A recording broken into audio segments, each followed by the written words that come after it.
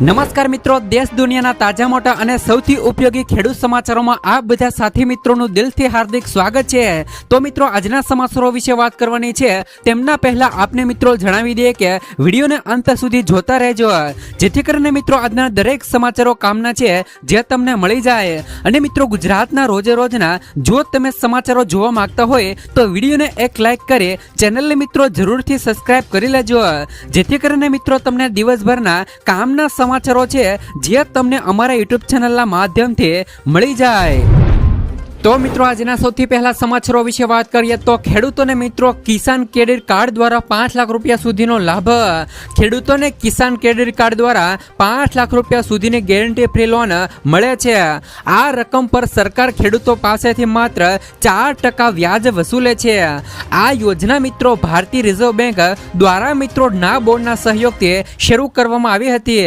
ભારતમાં મિત્રો ખેતી કરનાર કોઈ પણ વ્યક્તિ આ યોજના માટે અરજી કરી શકે છે। આમાં મિત્રો તમામ પ્રકારના ખેડૂતોનો સમાવેશ થાય છે। આ યોજનાનો લાભ લેવા માટે તમારી ઉંમર 18 વર્ષથી લઈ 75 વર્ષની વચ્ચે હોવી જોઈએ। બીજી બાજુ જો લોન ચૂકવણીની વાત કરી દઈએ તો આ સમયગાળો બેંકોના હિસાબે નક્કી કરવામાં આવે છે। સામાન્ય રીતે તેમની અવધિ 5 વર્ષની હોઈ શકે છે, જેથી જે પણ ખેડૂતો મિત્રો કિસાન ક્રેડિટ કાર્ડ કઢાવવા માંગતા હોય તે ખેડૂતો આ યોજનામાં ઓનલાઈન અને ઓફલાઈન બંને માધ્યમથી અરજી કરી શકે છે। જેમાં તમે ઓનલાઈન અરજી માટે તમે મિત્રો બેંકોની સત્તાવાર વેબસાઇટની મુલાકાત લો અને મિત્રો બેંકમાં જઈને કિસાન ક્રેડિટ કાર્ડ વિકલ્પ પસંદ કરો। ત્યારબાદ મિત્રો ઓનલાઈન ફોર્મ ભરો અને સબમિટ કરો। જ્યારે મિત્રો ઓફલાઈન એપ્લિકેશન માટે તમે તમારી નજીકની બેંકમાં જાઓ અને ફોર્મ સબમિટ કરો। આધાર કાર્ડ, પાન કાર્ડ, મતદાર આઈડી કાર્ડ અને મિત્રો ડ્રાઇવિંગ લાયસન્સ, પાસપોર્ટ સાઇઝનો ફોટો અને 7/8 અને નકલ મિત્રો આ તમામ દસ્તાવેજોની જરૂર પડશે। જો તમે મિત્રો ખેડૂત મિત્રો છો અને તમારી પાસે મિત્રો 7/8 અને નકલ છે તો તમને મિત્રો ગુજરાત સરકાર દ્વારા એટલે કે મિત્રો કિસાન ક્રેડિટ કાર્ડ દ્વારા 5 લાખ રૂપિયા સુધીની સહાય છે તે મિત્રો લોનના રૂપમાં મળવા પાત્ર છે। ત્યાર પછીના સમાચારો વિશે વાત કરીએ તો ખેડૂતોના હિતમાં સરકારનો મોટો નિર્ણય। મિત્રો, ગુજરાત મહેસૂલ વિભાગ દ્વારા ખેડૂતોના હિતમાં મોટો નિર્ણય લેવામાં આવ્યો છે, જે મુજબ મિત્રો ખેડૂતોને ગામ નમૂના નંબર મિત્રો 6 ની અંદર ધિરાણની નોંધ પડાવવા કે ધિરાણની ભરપાઈ કર્યા બાદ મિત્રો નોંધને દૂર કરવા માટે ઈ ધરા કેન્દ્રના નાયબ મામલતદાર સુધી લાંબા થવું નહીં પડે। ધિરાણનો બોજ સરકારી ખેતી વિષયક સહકારી મંડળી તમારા વિસ્તારની અંદર જ્યાં મિત્રો આવેલી હોય ત્યાં મિત્રો બેંકોમાંથી જ દાખલ થશે અને મિત્રો બેંકોમાંથી જ દૂર થઈ શકશે। ધિરાણનો બોજો દૂર કરવા માટે હવે તમારે કેન્દ્રની નાયબ મામલતદાર સુધી લાંબુ નહીં થવું પડે। ખેડૂતો માટે આ મહેસૂલ વિભાગ દ્વારા રાહત ભરીને નિર્ણય લેવામાં આવ્યો છે। ત્યાર પછીના સમાચારો વિશે વાત કરીએ તો દીકરીઓને મળશે 50,000 રૂપિયા સુધીની સહાય। જો તમારા ઘરમાં પણ મિત્રો દીકરી છે અને તમે મિત્રો આ યોજનામાં લાભ નથી લીધો તો વહેલી તકે લાભ લઈ લેજો। દેશની દીકરીઓ ભણી ગણીને આગળ આવે તે માટે પીએમ નરેન્દ્ર મોદીએ સ્ત્રી મિત્રો સાક્ષરતા અને કન્યા કેળવણી પર હંમેશા ભાર મૂક્યો છે। રાજ્ય સરકારની મિત્રો નમલક્ષ્મી યોજના હેઠળ ધોરણ મિત્રો 9 અને 10માં અભ્યાસ કરતી વિદ્યાર્થીઓને મિત્રો રૂપિયા 10,000 રૂપિયાની શિષ્યવૃત્તિ આપવામાં આવશે અને ધોરણ મિત્રો 11માં અને 12મા ધોરણમાં ભણતી મિત્રો વિદ્યાર્થીનીઓને રૂપિયા 15,000ની શિષ્યવૃત્તિ આપવામાં આવશે। આમ મિત્રો ધોરણ 9 થી લઈ 12માં અભ્યાસ કરતી વિદ્યાર્થીઓને કુલ રૂપિયા 50,000ની શિષ્યવૃત્તિ મળવાની છે, જેના માટે સરકારે મિત્રો નમોલક્ષ્મી પોર્ટલ લોન્ચ કર્યું છે। આ પોર્ટલમાં મિત્રો રજીસ્ટર કરી દીકરીઓ તેમના ભવિષ્ય માટે સરકારની આ યોજનાનો લાભ લઈ શકે છે।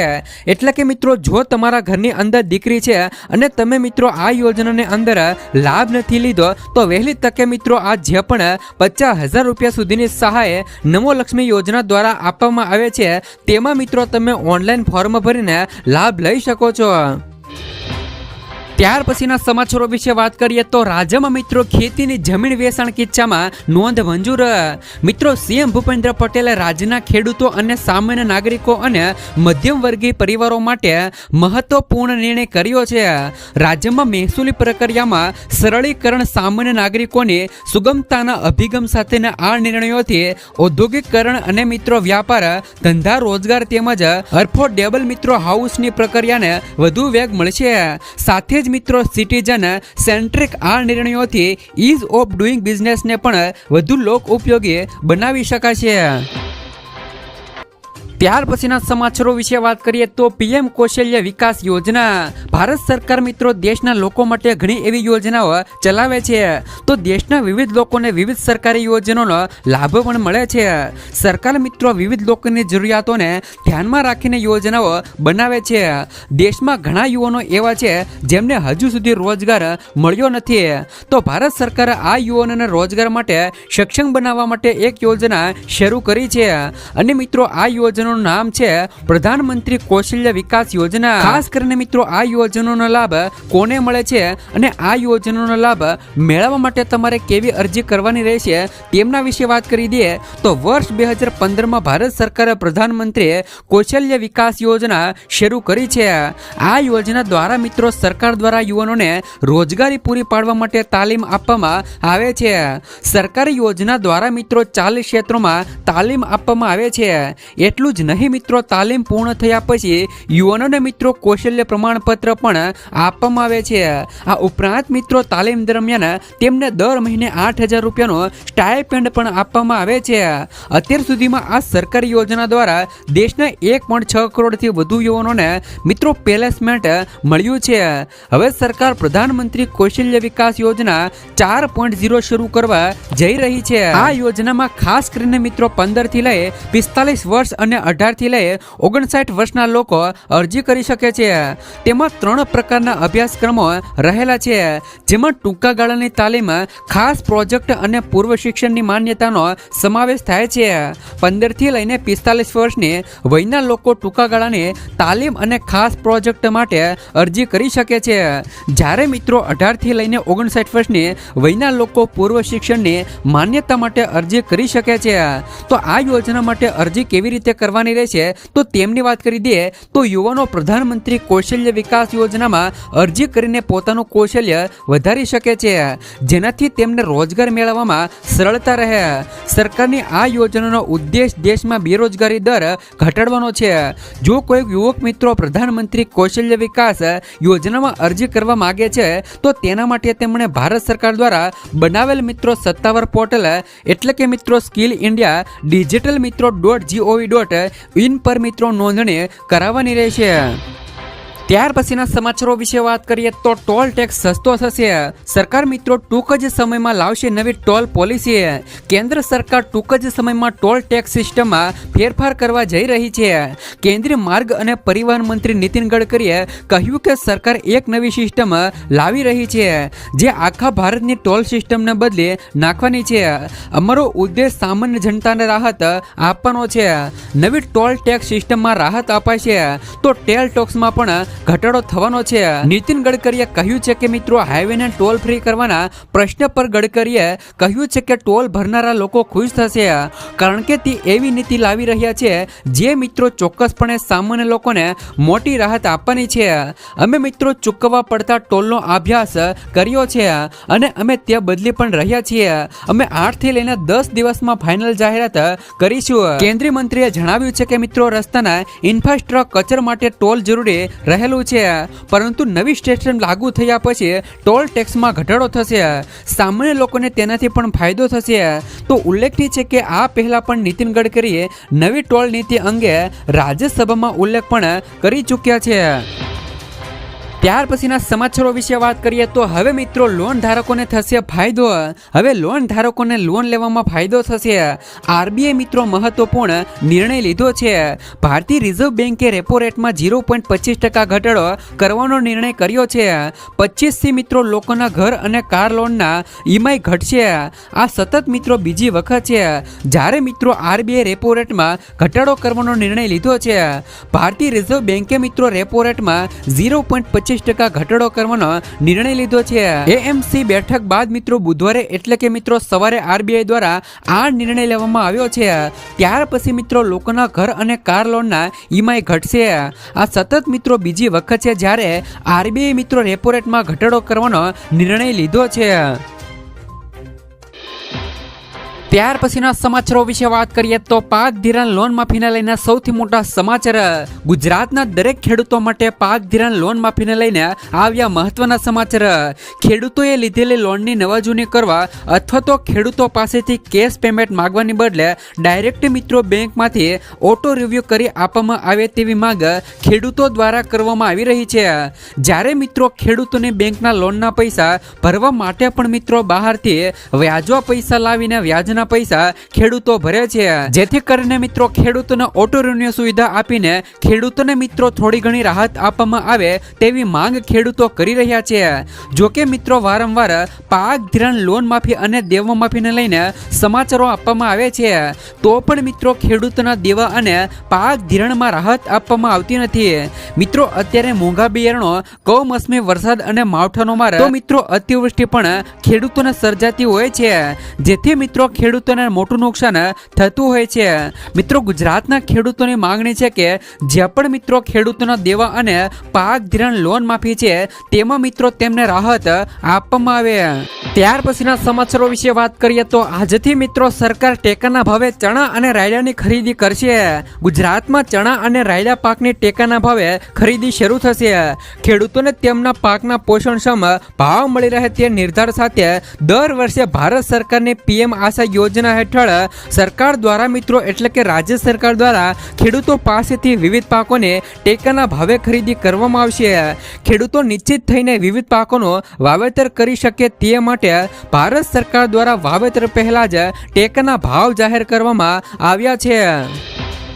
ત્યાર પછીના સમાચારો વિશે વાત કરીએ તો દેવભૂમિ દ્વારકામાં વિકાસને વેગ. દેવભૂમિ દ્વારકાના વિકાસ માટે 174 વિકાસ કાર્યોને મંજૂરી આપવામાં આવી છે. ઉલ્લેખનીય છે કે જિલ્લા પ્રભારી મંત્રી અને કેબિનેટ મંત્રી કુંવરજીભાઈ બાવળિયાની અધ્યક્ષતામાં ખંભાળિયા ખાતે જિલ્લા આયોજન મંડળીની બેઠક યોજાઈ હતી. બેઠકમાં કેબિનેટ મંત્રી મુળુભાઈ બેરા પણ મિત્રો ઉપસ્થિત રહ્યા હતા.